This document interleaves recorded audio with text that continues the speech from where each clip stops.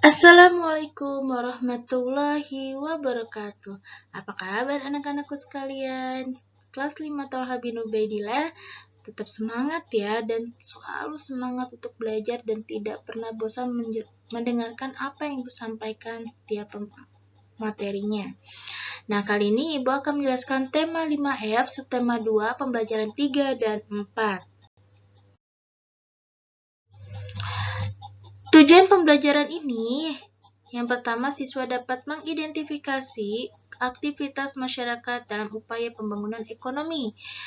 Kedua, siswa dapat menemukan pokok pikiran, teks eksplanasi dari media cetak. Yang ketiga, siswa dapat menjelaskan hak sebagai warga masyarakat. Yang keempat, siswa dapat membuat peta pikiran tentang isi teks eksplanasi dari media cetak. Dan yang terakhir, siswa dapat mengidentifikasi aktivitas masyarakat dalam upaya pembangunan sosial budaya.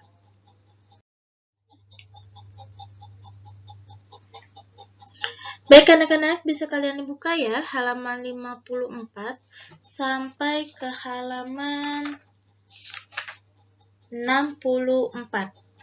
Nah, di sini Ibu pertama kali akan menjelaskan IPS, mengidentifikasi aktivitas masyarakat dalam upaya pembangunan ekonomi dan mengidentifikasi aktivitas masyarakat dalam upaya pembangunan sosial budaya. Kegiatan ekonomi masyarakat adalah kegiatan ekonomi yang dilakukan masyarakat dalam skala kecil. Kegiatan ekonomi sendiri adalah usaha menghasilkan barang dan jasa yang dilakukan masyarakat dalam upaya pembangunan ekonomi. Seperti yang di semester 1 sudah Ibu jelaskan, macam-macam kegiatan ekonomi ya, seperti produksi, distribusi, dan konsumsi. Nah, manusia berinteraksi dengan lingkungannya dan hal ini tentunya memberikan pengaruh terhadap berbagai sektor, mulai dari sosial, ekonomi, dan budaya. Bagian dari produksi obat herbal atau obat yang berasal dari tanaman obat, petani memegang peranan penting. Obat herbal dari tanaman obat yang diracik tanpa menggunakan bahan kimia sebagai aditif atau bahan tambahan. Peranan pekerja pabrik hingga para distributor yang menyalurkan obat dari pabrik ke pasar. Pembangunan sosial budaya adalah suatu proses perubahan sosial budaya yang dirancang untuk meningkatkan kehidupan masyarakat. Upaya yang dapat dilakukan untuk melakukan pembangunan sosial budaya yaitu melalui pendidikan, baik formal, informal, maupun non-formal. Pembangunan sosial budaya berkaitan dengan perubahan kebiasaan masyarakat, misalnya memanfaatkan tanaman obat untuk dijadikan minuman jamu. Selanjutnya bisa kalian lihat ya buku kalian di halaman 56. Nah, di situ ada beberapa teks ya. Nah, Ibu hanya menjelaskan sebagiannya saja. Tidak, nanti bisa kalian baca ya teks di dalam isi dalam buku kalian, itu teksnya bisa kalian pelajari. Nah, bahasa Indonesia ini menjelaskan cara menemukan pokok pikiran, teks eksplanasi dari media cetak, dan membuat peta pikiran tentang isi teks eksplanasi dari media cetak. Nah, cara menemukan pokok pikiran teks eksplanasi dari media cetak adalah pertama kita membaca teksnya dengan seksama. Kedua, memahami pernyataan umum terlebih dahulu. Yang ketiga, memahami informasi penjelas atau pendukung. Yang terakhir, memahami kesimpulan yang ada di bagian akhir. Membuat peta pikiran tentang isi teks eksplanasi dari media cetak dapat dilakukan dengan cara peta konsep. Selanjutnya, Ibu akan menjelaskan PPKN. Yang menjelaskan di sini hak dan kewajiban sebagai warga masyarakat dan menjelaskan tanggung jawab sebagai warga masyarakat. Masyarakat bertanggung jawab untuk mengembangkan dan merawat lingkungannya sebagai salah satu usaha untuk turut serta dalam pembangunan bangsa ke arah yang lebih baik. Nah, di sini ada perbedaan hak dan kewajiban warga masyarakat. Yang pertama di sini hak warga masyarakat yaitu hal yang didapatkan sebagai anggota masyarakat. Hak-hak tersebut diberikan supaya warga dapat memenuhi kebutuhan hidupnya.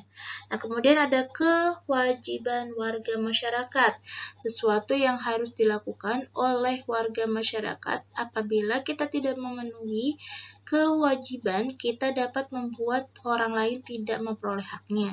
Nah, contohnya apa saja dari hak dan kewajiban warga masyarakat?